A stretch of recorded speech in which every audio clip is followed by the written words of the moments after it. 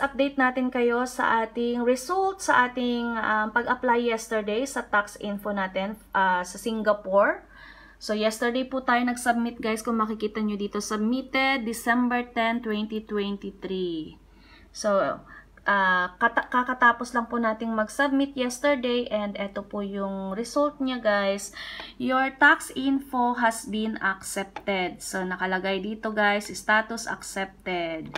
Okay, so sa mga hindi pa po nag-apply, mag-apply na po kayo and ihanda nyo po yung inyong, syempre kung ano po yung ginawa nyo doon sa US tax nyo, ganun din po yung gagawin nyo dito sa Singapore naman na tax. So yung ID po ninyo, valid po na ID ang ipasa para ma-approve po siya guys, no?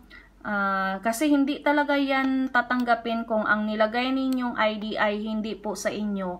So kung ano yung nilagay nyo sa AdSense, dapat yun din po ang ilalagay nyo sa tax info ninyo para maaprubahan po siya guys. So guys, kung meron pa kayong katanungan, mag-comment lang po kayo and you can message naman sa messenger ko. If you want help, I can help naman and I can guide you guys para ma-accept din yung ipapasa nyo na mga IDs or whatever dyan na kailangan nyo ng help, i-PM nyo lang po at i-comment nyo dito para masagot ko, para naman matulungan ko din kayo. So, salamat guys and ingat kayong lahat. So, kung hindi ka pa nakasubscribe sa aking channel guys, mag-subscribe ka na and huwag kakalimutan mag-ring the bell.